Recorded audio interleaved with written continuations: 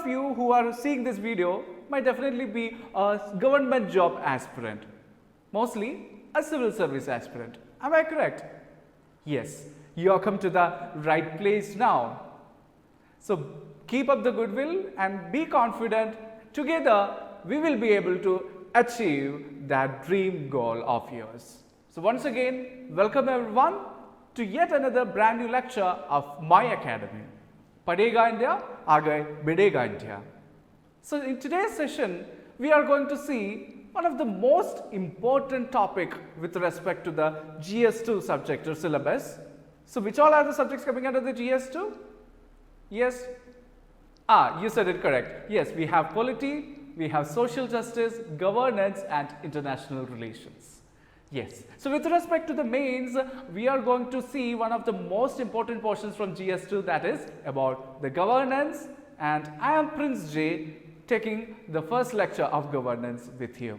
Okay. So yes. So I think we can slowly proceed further with respect to our subject of governance, and in this session it will be a basic introduction section, and we will be taking a small bit about the historical background associated with the governance, and also what do you actually mean by governance, or what we should actually as a civil service aspirant should understand about the subject of governance. Right. We should be very much concrete with the idea of governance. We might have seen or heard about this term called as governance many times, but it is very much important for us to understand what is this governance in its real sense. That is, we should have a concrete basic idea about the conceptual clarity of the term called as governance, and that is very essential for appearing or for writing down any answers that you are going to write in the mains examinations. Many people who have already written might definitely know about it, right? Like, because in this 7 minutes of time that you are getting for the mains, it is very difficult for you to just remember and recollect the things that is happening, right? So in that short span of time of 7 minutes, when you are going there for writing the mains answers, it should be on your fingertips. How you are going to attain that thing? Yes, definitely through brainstorming activities, and you are lucky to have that. Yes, in almost all my classes, I will be definitely engaging in such kind of discussion activities if it is live, and also definitely the brainstorming activities. That is the only key for us to sharpen our skills, so that we will be able to reap greater marks when we are going for writing the mains answers. So yes, let us proceed further with respect to some of the basics and backgrounds associated with the subject of governance. So you should understand that the concept of governance is actually being started from the medieval times itself.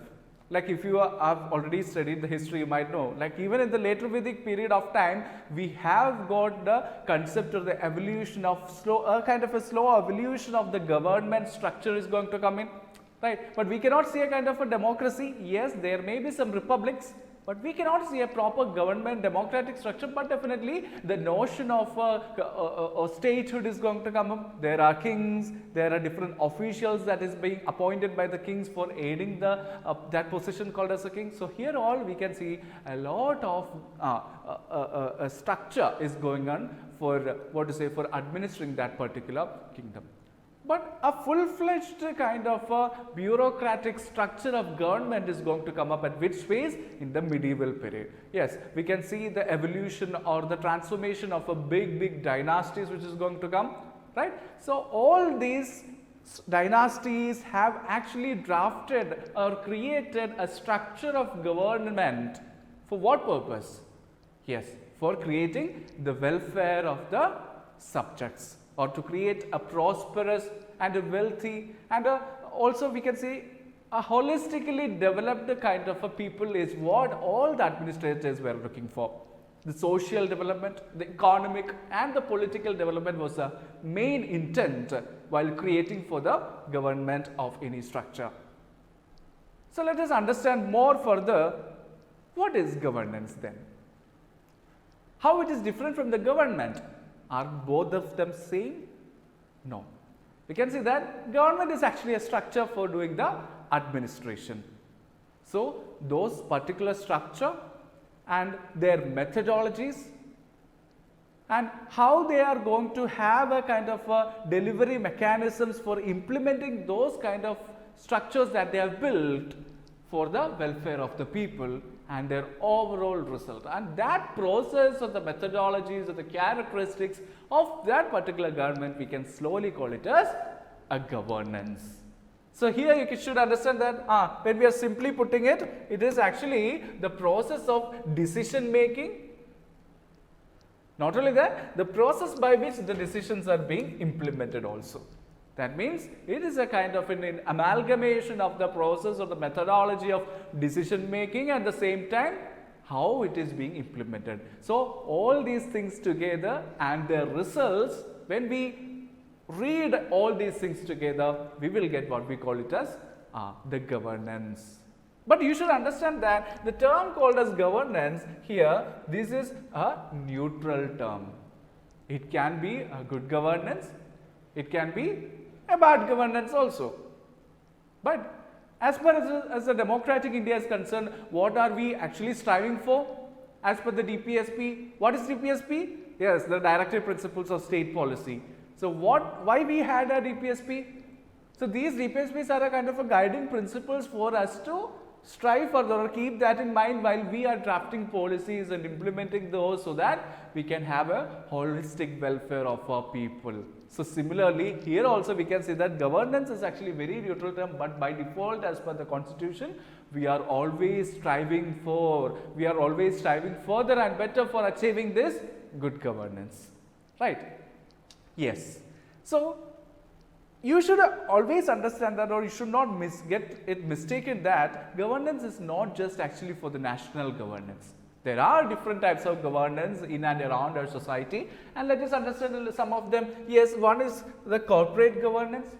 Yes, we do have the corporate governance. What is that corporate governance? That means all the corporate entity or the multinational companies or the conglomerates like that, or the corporates, they have what?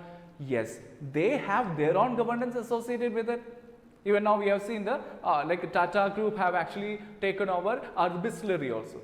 So if you see the kind of corporate world that is associated with the Tata Group itself, we can see that they themselves have a new degree called as Tata, like MPAs, executive MPAs, that is being sponsored by Tata Group itself for their employees. Why?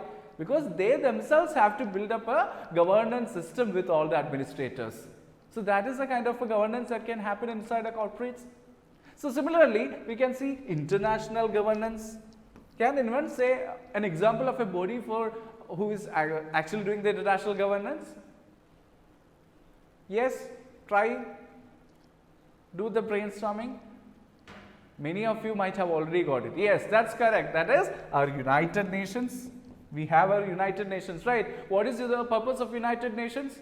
United Nations is actually doing like it is a kind of an organizing body or a kind of a like a platform where all the developed countries and the developing countries or the least developed countries have come together, and they will be conducting discussions, having delegations and understanding about how to live a very peaceful life and how to have a win-win situations by promoting and do have the development of all the members of the United Nations. So this is one example of the international governance that is there, right?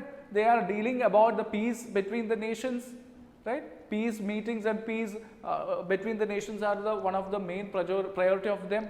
Then definitely the trade and commerce associated with it. We have the International Court of Justice for the international justice delivery systems, and also we know about the World Health Organizations, right? So all these are an example of a international governance that is happening in and around our world. Now we have what? Yes, we have the national governance that we are actually talking about, or that is what we are going to see in our today's session. Then what we have? We also have the local governance. Yes, that is very, very important with respect to our subject of polity. The local government system. Why do we need the local government system? Or why is this thing called as local governance so special? Yes, that is true, because the spirit and the echoing of our democracy, the spirit of the democracy, the echo of values being mentioned in the constitution of our country, all these things are going to get reflected in where? In among the common masses of the people. That means irrespective of caste, creed or sex or of money or of wealth, the development should be based on equity. So what is the difference between equity and equality? Yes, search for it. So definitely. So this kind of an equity development have to be implemented on all the kind of a different sections of the society, so that we can bring the backward kind of people into the forefront of the society. That means for ensuring the social and economic development of the people, we need a bottom to up top approach as envisioned by our father of the nation. Okay, so we can see that from to have that kind of a bottom to top approach, we should have a kind of local self-government bodies, and that is why a lot of people or the commissions have recommended the constitutionality of these local self-government body. And finally, we have a separate 2 schedules, like 11th schedule and the 12th schedule associated for the Panchayat Raj and municipality system respectively. Right. So these I said as an example for understanding or for signifying the examples, for signifying the importance of the local self-government bodies. Okay, so these are the different kinds, some of the examples of the governance that you have said. So you should not understand that it is only the government that we see in the nation is that of examples of governance. Even at your home, your family, you can find governance. In your residential association, you can find an example of governance. In the institute that you have joined, there you can find an example of governance. So wherever you go, wherever you have to find a kind of a development associated, wherever there is a development, scope of development is there, there all you can see an example of governance associated. Okay, so that is an example of governance. So that is not at all with respect to the nation or as such, but also wherever the scope of development is there, there is governance. Yes. So now we are going to see some of the different definitions that is being given to the topic of governance by different planning programs. So the 10th 5-year plan defines governance as what? There defines it as to the management of all processes that is there in the society, and define the environment which permits and enables these individuals to raise what? To raise their capability levels on one hand, and provide opportunities to realize their potential and enlarge the set of available choices on the other. So what does this say? In short, they are saying that governance is such a kind of a methodology or a mechanism which actually creates an environment that promotes and enables each of the individuals and gives them the right opportunity forward to improve and to have a self-realization of their skills. So once they have a self-realization of skills, means they will be able to come to the forefront of the society and thus fulfill the scope of development for them. So this is the example of governance as envisaged by the 10th 5-year plans defined by the governance. What is the 5-year plans? Who is going to come up with the 5-year plans? Do we have the 5-year plan giving body right now? Is it transformed? Yes, to another body. Yeah, find about it. See, so we can see that governance is related to the management of such process in a society that creates an environment which enables or permits these people to realize about it, to have a kind of a good opportunity that makes them realize about their skills and enables them to increase their capacity. So that kind of a capacity development or that kind of a potential realization is the basis of what we call it as a development of social and economical means. Okay, so this is what is being envisaged by the 10th year plan of the government. Okay, now let us see about some other kind of definitions that is given to the government. Yeah, see here we can see that in 1993 the World Bank is going to define the word called as governance. How it is being defined? They said that it is actually a method through which the power is being exercised in the management of a country's political, economical and social resources for the development. So what does the World Bank say? So the World Bank is saying that the governance is actually intending to the kind of resource management that is being done in the spheres across political, social and economical for what? For the development of the country. That is, the methodology that they used for the resource development for development. Right, the methodology that they use for resources management for the purpose of development. So this is what the World Bank envisages about or define. This is how World Bank defines about governance. Now we have that another definition by the Organization for Economic Cooperation and Development of the OECD. They actually not is defining, but they are giving down some key components of what? Of the governance. They are giving us some key components of the governance. Let us see what are the key components. One is the respect for human rights and the rule of law. That means we should a kind of a governance which is, if we have to say that it is a good governance, means there should be a respect for human rights and rule of law. So this respect for human rights and rule of law is a basic spirit of what? This is the basic spirit of? Yes, it is the basic spirit of? Yes, democracy.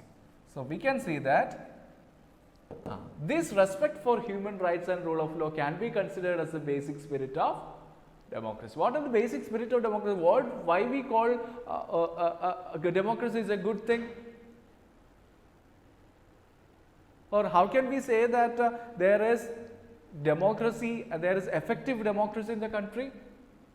Whenever there is respect for the human rights of the people, whenever there is rule of law, whenever there is dignity for the people, where there is equality and also for the sovereignty associated, right. So these are some of the spirits of democracy with which we will be able to easily understand or identify whether a country is called as a democratic country or not. So similarly, what does this indicate? A good governance. If a governance is having a kind of a good governance, means it will echo out the spirit of democracy. So this is one of the component of governance. Now let us see the other component, that is accountability of political and the official elements. Even if you see the kind of the syllabus that is associated with governance, you can see the mentioning as government policies, right? Government policies and interventions. Then about governance and transparency associated with the governance. How we are what is the system or what is that institution that we are having, or what is that law or the act that we are having to promote transparency in a government system or in governance in India. Transparency is given by Transparency is given by which one? Yes, the RTI, Right to Information Act of 2005. So according to or based on this RTI, we can see that different institutions or bodies have been came up, like that of the Central Information Commission or the State Information Commission as statutory bodies, deriving its powers from the statute of RTI. So similarly, this RTI was envisaged mainly for bringing about the transparency in the government system and thus bring about more good governance in our society. Right. So this is the one such example or one basic element of governance, to have a transparent governance. Then another one is what? Accountability. So how we are going to bring about this accountability in the Indian democratic system of government? Yes. How we are doing that? Through the office of CAG. Who is CAG? The Comptroller and Auditor General. Comptroller and Auditor General of the CAG. So you should understand that CAG is considered as a head of the complete audits and accounts that is coming, or the head of the financial administration that is happening in the union and the state level. Like that you can define that. Okay, so in the coming classes also we will be discussing in detail, much more detail about what is happening in the about the CAG or about the RTI and all these kind of things. Okay, yes.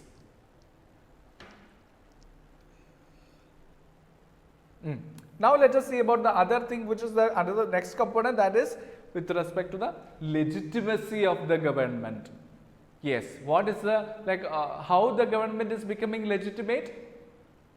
That is a really interesting question. If it was a if it was a live session, we could have a very nice discussion right now with respect to the legitimacy of the government. How or to what is the government legitimate to? The government is legitimate to? Who is the real sovereign power in India? Yes, we will discuss that later. Then comes the competence of the government. So, you can see that even if it is both the state governments or the central government, you should have the competency associated with it. That means both all this government should have conditions and a kind of a healthy competition should be there in between, or they should be in par with each other for bringing out what? Not for a kind of a competition, it is competency. That means they should be self-reliant on themselves for providing or bringing out development to their own subjects, right? Means to their own people under them, right? So that is why we are always emphasizing on what? Emphasizing on a kind of what kind of federalism?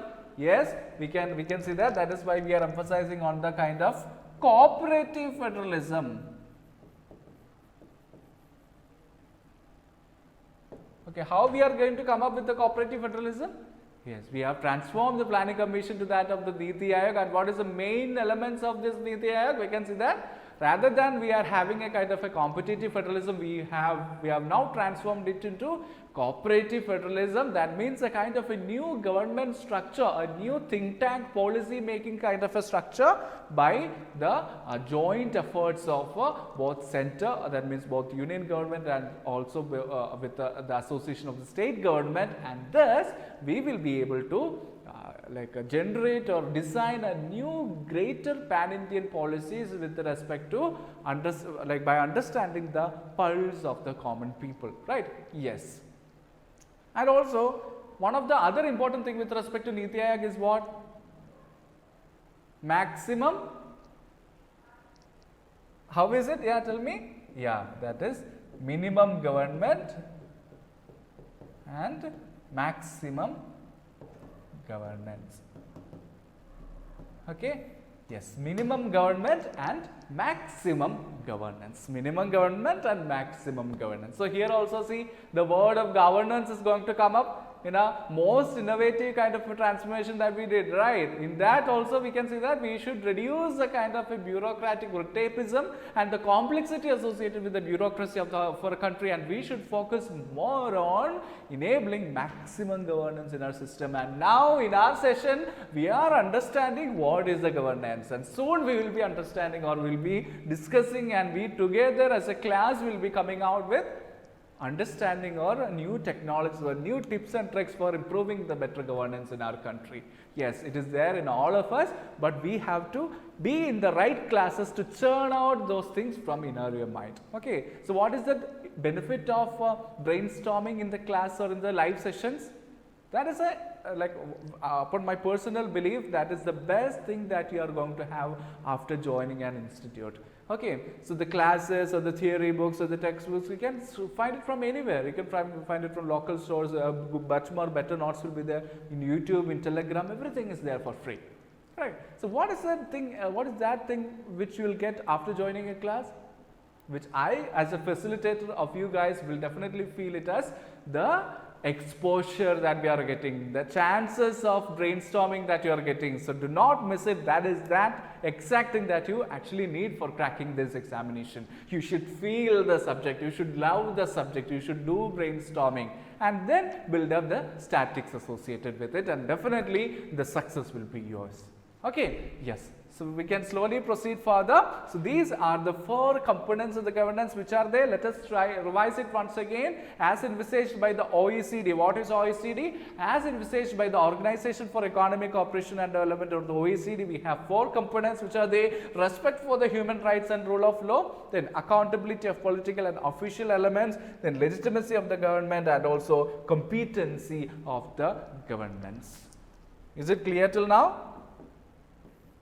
Is it clear till now? Shall we proceed further? Okay. Now let us see about another kind of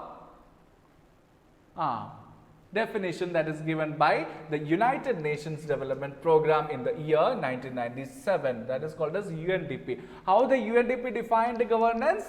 They defined it as the exercise of economic, political and administrative authority to manage a country's affairs at all levels. That means how we are actually doing the economic, political and administrative authority, how we are actually restructuring it to what? To manage a country's affairs at all levels. That is what they define the governances. Not only that, they also says that it comprises of certain mechanisms, it comprises of certain processes and also certain institutions through which citizens and groups articulate their interests, exercise their legal rights, meet their obligations and mediate their differences. That is true, right? Even if prime ministers, for example, our chief ministers or prime minister have some ideas in them. Okay, so they are not going directly to the public and implementing them or collecting the data from them, right? So we have certain the structures and the bureaucratic elements associated or different institutions associated for doing certain works.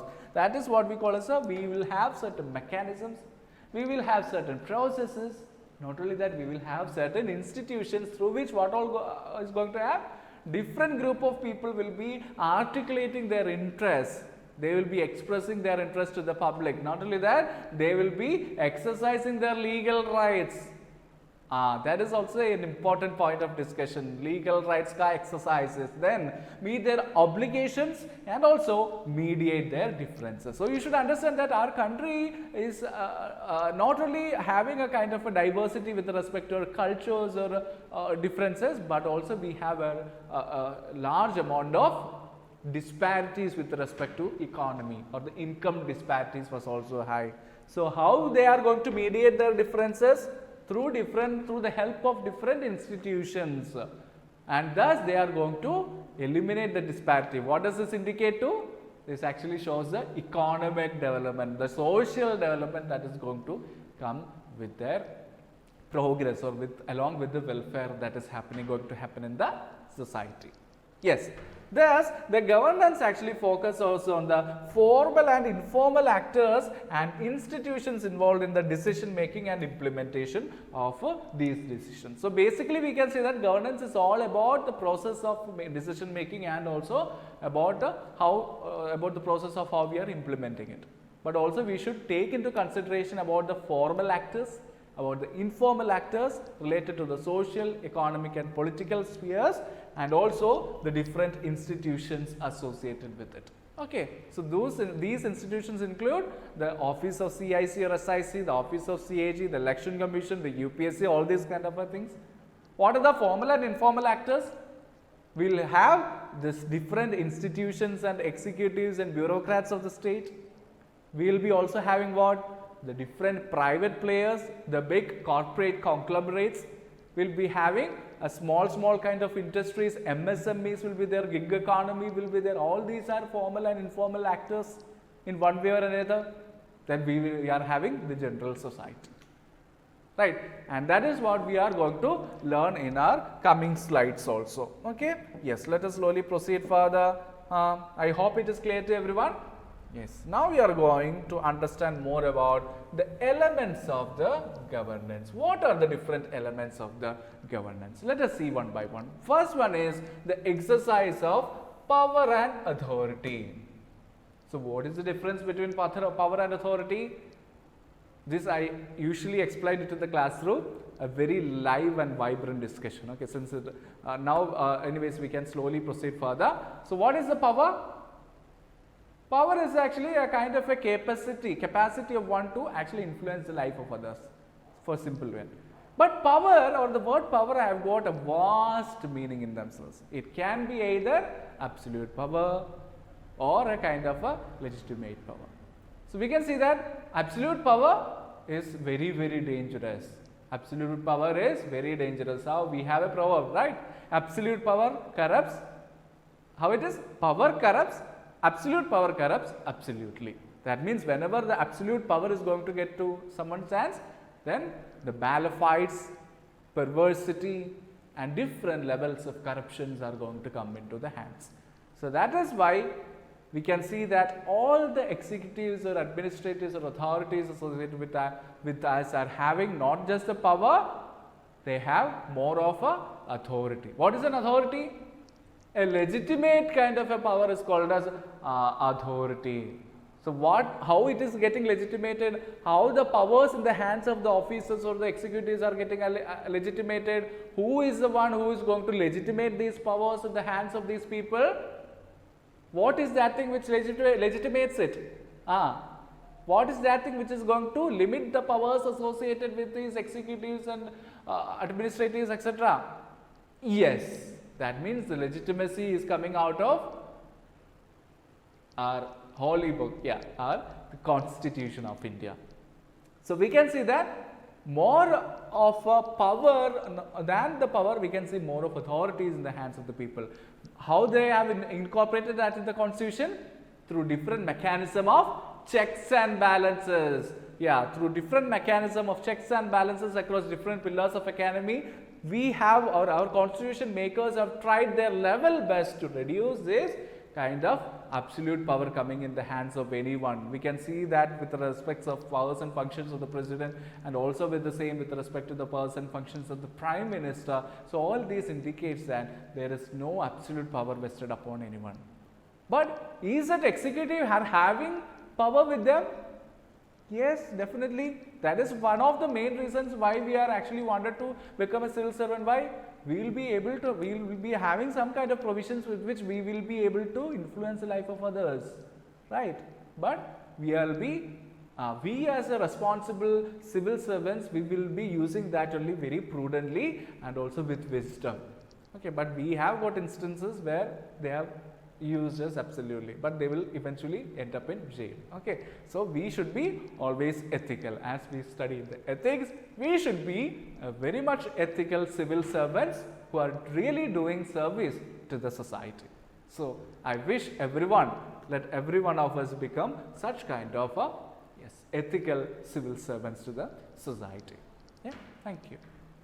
Okay, so such kind of power and authority is being exercised by the people, and that creates one of the biggest element of governance. Let us see that what are the process and institutions by which authority in a country is exercised, how governments are selected, held accountable, monitored and replaced. That means how a government is going to get selected, how the government that is selected is getting monitored, whether they are functioning well or not. If there is some discrepancy, we have to replace it. And also we can see that these kind of things are constituting one of the main important element of creating a good governance in the society. That means those kind of processes and institutions should be there with authority which has the power to select, replace, monitor and also do what?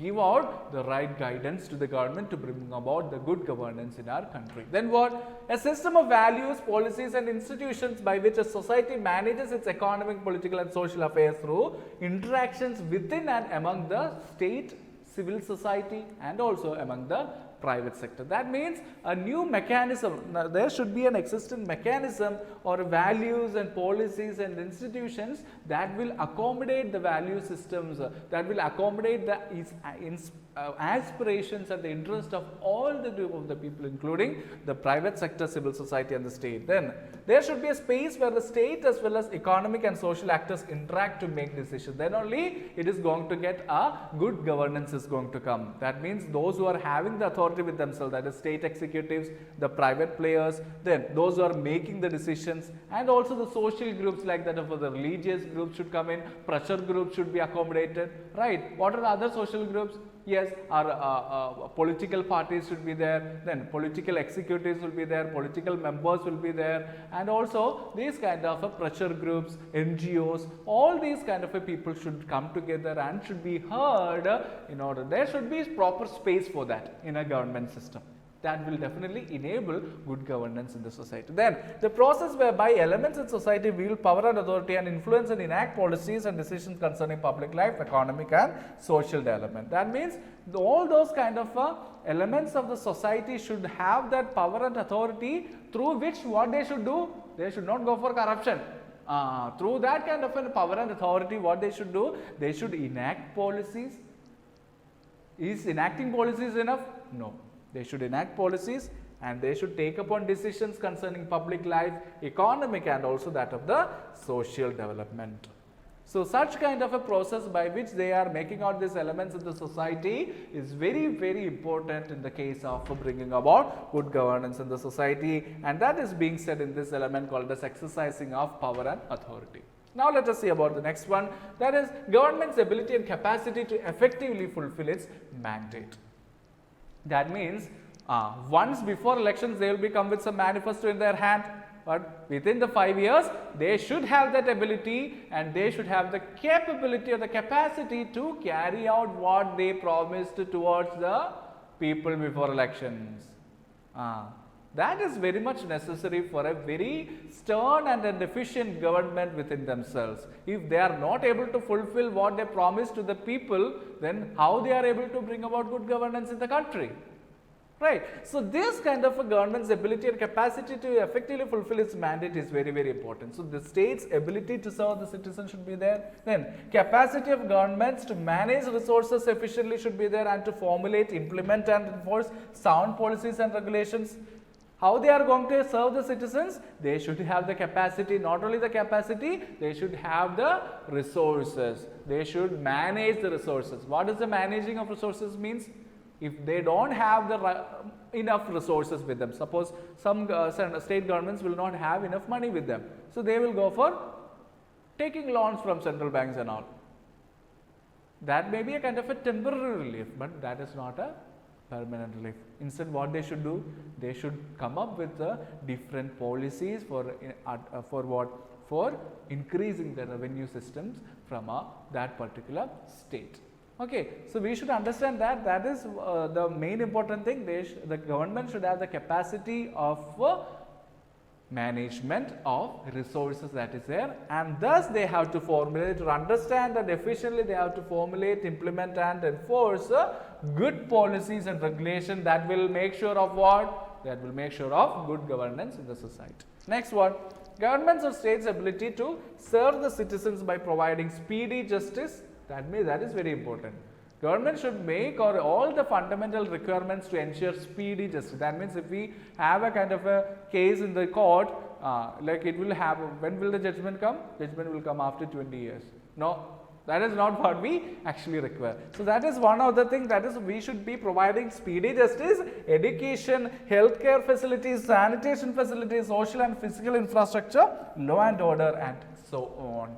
So, all these kind of a thing, that is a primary healthcare, primary education system for all the kind of a people, employment opportunities, sanitation facilities and the physical infrastructure is all, that means the roadways, right. So, all these kind of a things are under the responsibilities of a good government. That means what kind of a government? A government who has that ability and capacity to effectively do what? To effectively fulfill its mandate as a good governance providers, as a good service, like we will say na service, they are a good service providers. Like that, each and every government should be what? They should be good governance providers also. Yes. Let us see further. I hope it is clear to everyone. Yeah. Let us see the next one. Yes. For the first time, the Government of India outlined a governance approach to development in the National Human Development Report of 2001. So, what does it say? According to their approach, the governance can be viewed as a continuous interplay of three elements. So, what they are saying is that governance is actually an interplay of three elements. Which are the three elements? One is institutions. What does institutions means? Is that civil service institution? Is that a school or a government institution? They are the government institutions. Yes.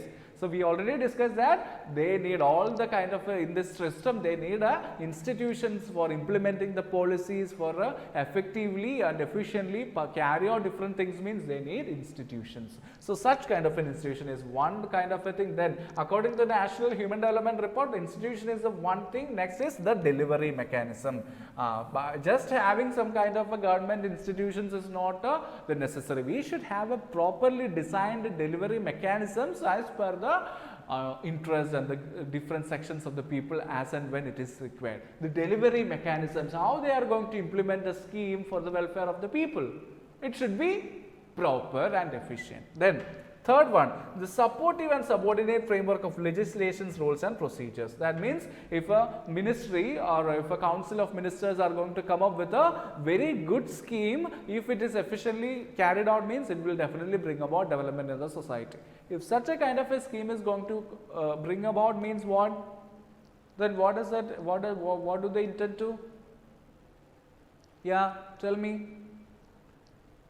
It should have a legal correct framework. That means they should also have a correct grassroots level real foundation, right? They should have the real legal foundations of the policies. Then only it will not be having any loophole, and so that any bureaucrats or any staffs will not be able to create any loopholes or have some corruptions through that. So such kind of supportive and subordinate frameworks of legal and also the administrative policy framework should be there. So according to this report, it is being said that these three things are actually interplaying each other. So how efficiently and how effectively we are doing or managing this interplay is what we call it as a governance. If we are managing it well, means governance will be a good governance, otherwise it is Gaya. Okay, institutions, the delivery mechanism and the supportive and subordinate framework. Now let us see what do you mean, what do they mean by institutions? They adopted or created arrangements, both formal and informal arrangements, as I said. No, some will be formal, that means some kind of an executives, union executives who can directly influence the policies. What are the informal kind of a thing? Yes, our market or money conditions or private players or MSMEs and individual in the society. So these are informal players. So these formal and informal players have to be brought together, and also these institutions should be able to carry out these policies efficiently. How efficiently? They should be having a predictability. What is predictability? That means they should be able to exhort to the public that after 2 years, this will be the rate of development that is going to come in. This is going to be the result, a positive result that is going to come in. So they should have that much efficiency and effectiveness and the capacity to be predictable. Then we can call that institution as a asset to the governance or to the government of our country. Then what? They should be having the stability enough. That means all these institutions should not break up after 1 or 2 years. That means if they are coming up with a policy, that means after 2 years they are saying that we don't have enough funds that is required for carrying out this thing, so we are going to end that thing. Okay, so we should not go for doing that. That is another thing that is being said by whom? That is a requirement of these people. Then what? Efficiency. Predictability should be there, stability should be there, and efficiency should be there in managing what all kind of spheres of life? Social, people, economic sphere, and the political transactions that is happening in any society. If they have the right approach and the capacity for this kind of management, we can see that such institutions will be an asset. They will be able to create good governance in the society, right? Yes. Now let us see about the delivery mechanisms. So in general, we can see that these delivery mechanisms or the kind of an executive apparatus that is adopted or evolved by these institutions for implementing the agenda and the objectives for which the said institutions have been created. That means even if the institutions are creating some kind of a framework or some kind of policies, it needs a clear-cut framework for its delivery or for its execution. So that is what we call it as a delivery mechanisms. If they haven't adopted or evolved any kind of a delivery mechanism, means that complete agenda of policies will be a failure. So they should be having a kind of a perfect delivery mechanisms for the with an objective for which the said institutions have been created. That means for each of the institutions to come up and fulfill their goals, means they need the proper delivery mechanisms. Then what? Yeah. Supportive and subordinate framework of legislations rules, as I said now, they should be having proper delivering and meeting the stated responsibilities of the concerned institutions. That means they should have a proper framework for ensuring that all these institutions and the delivery mechanisms are having the right and proper channel to become more efficient and effective, and thus bring about the holistic development in the societies. Yes. Now let us see some of the stakeholders of the governance. What is the topic? Stakeholders of governance. Stakeholders of governance. So this is a very important point, or a Venn diagram as we can call. Okay, so who are the members, or who can be called as the stakeholders of the governance? We do have the state is there, we have the society, and we also do have the market. So the state, society and the market, these three things can be called as the stakeholders of governance. Why? Why these three things are called as the stakeholders of governance? Why? Let us understand that. What all things are comprises of the state? What all things do comprise of the state in a governance? Yes, we can see that our elected political executives will be there, right? Different government institutions will be there. Political executives, not only that, the members of the parliament, that is all the elected members, MLAs, etc. Then all the civil servants like that of group A, B, C, D kind of civil servants will be coming there. So all these kind of people will be considered or will be included in the what we call as a state. Okay, now let us continue and further towards the market. The next stakeholder of the governance, that is the market. Yeah. What is or how it is about the market? Who all are the components of the market? We can see about the private players. Who are the private players? Big or small private players. So there we can see who all. You can see the big conglomerates like that of the Tata group or the Reliance or the Jio, then like the Adani group. So these kind of big conglomerates, definitely the kind of small private players, definitely our MSME sector, those who are working in the MSMEs kind of a area, the people who are there in the gig economy. So those kind of a formal and informal structures who actually plays a very important thing. That means even if the state, that means even if the government are doing some kind of a policies for bringing about the development, how it is going to get transferred into the people? Through a proper economy. So economic development means what? The growth and the welfare and the prosperity or the GDP of the people should increase. That means, yes, the economy should be well fluid enough. That means it should be proper enough to bring about the required development in our country. So we can see that all these people will be contributing in the market sphere. Now we have the another stakeholders, that is called as society. Who all are comprising of the society? In simple terms, we can say that all the people except those of state market will be comprising of the societies in general. So we can see that which all kind of a people? We can see what? We can see the NGOs will be there, then pressure groups will be there, then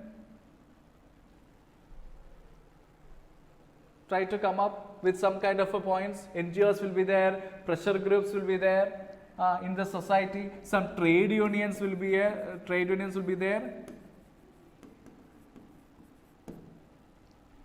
right? So not only that, some kind of voluntary groups will be there. Yeah, that is a very important point. Voluntary groups will be there. Can you say some example of a voluntary group? Voluntary groups means what? Examples of a voluntary group, which all are there? Everyone might have gone into colleges, no? Definitely you will know about it. Yes, the NSS kind of a thing. Yeah, NSS kind of groupings. Then voluntary group. Our Red Cross, right? So similarly, you can see a lot of important voluntary groups which are forming a part of a good governance. Then definitely one of the major important thing in a democracy, which we call it as the fourth pillar of democracy, what it is? Yes, you said it right. That is the media. Definitely the media groupings. So these all are some of the peoples that is comprising of the society, and that is why I said in the beginning, each and every people who are sitting around us, right? You, me, our families, our society, our small states, residents, villages, the whole country. Each and everything that we see around us, if we actually do our work very well, in an efficient manner, in an effective manner, with some kind of a guiding principles among us. What kind of a guiding principles? As mentioned in the DPSPs, if we are also moving or striving further for our own development, for the development of others, by helping others, if we are also able to fulfill all the needs and aspirations of the things that is around us, if we are able to work efficiently and effectively with the right values and wisdoms without going for corruptions or illegal actions, if we are going further, means we will be also a good contributors for the good governance in the society. Okay, is it clear till now? I hope it is clear till now. I hope what all subtopics that we have learned about governance, it is very clear right now. So anyways, let us have a small recap of the things that we learned so far. Anyways, we'll just have a small recap of the slide so that you will get to know an idea about it. Okay, so in the first we actually discussed about the basic or one of the most important thing. Governance comes under which GS paper? Don't forget, it is in GS2. Okay, especially with respect to the mains. We were seeing about some of the basics associated with the governance. We can say that governance means the process of decision making and also the process of implementing it also. Then we discussed governance are of different types: corporate governance, international governance, and national governance or local governance, etc. And also we were seeing some definitions of 10th five-year plan, and also how the World Bank defined it, and what according to OECD. What is OECD? According to the Organization for Economic Cooperation and Development, how we can divide or what are the different components associated with it. We can say that we should respect for human rights and rule of law, which is a real spirit of democracy. Like that, we should have accountability of political and official elements. We should, another component is the legitimacy of the government, and then the competency of the government. Then according to the United Nations Development Program UNDP 1997, there is a different definition that is being done, and in short we can say that the governance focuses on the formal or the direct or the indirect factors, or the formal or informal actors and the institutions involved in the process of decision making and also in the implementing the same. Then we discussed about the elements of governance. We discussed that exercise of power and authority should be there. Then government's ability and capacity to effectively fulfill its mandate. So we discussed about some other important points in that, and also the Government of India outlined a governance approach to development in the National Human Development Report. As per that, we can see that three important items are having the interplay, and that we call it as governance. Which are the institutions, the delivery mechanisms, and the supportive and subordinative framework. We discussed about that, and we then discussed about the different stakeholders of the governance like state, market, and society. So don't forget which are the stakeholders of governance: state, society, and market. Okay, so these are the different stakeholders of the society. So I hope it is clear to everyone. Yes. So definitely in live classes, I think we'll be able to make it more interactive and more discussion further. And also I would like to just add on, if you want to, if you have any further discussion with, if you have any further doubts with respect to it, you can actually contact me through my Insta, that is Mayaputra, MAYAPUTRA_UPSC. And also you can actually reach out me in Telegram, t.me/MAYAPUTRA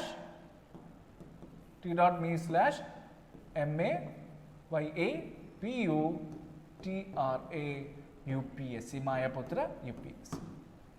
Okay, yes, you can reach out to me in the case of any doubts with respect to polity or history or any subjects, or like if you need any help with respect to like any books or any resource materials or anything, I will be very much happy to help you in the best capacity of me myself. Anyways, thank you so much.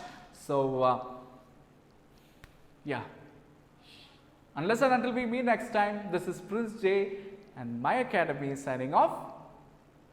बढ़ेगा India, आगे बढ़ेगा India. Thank you.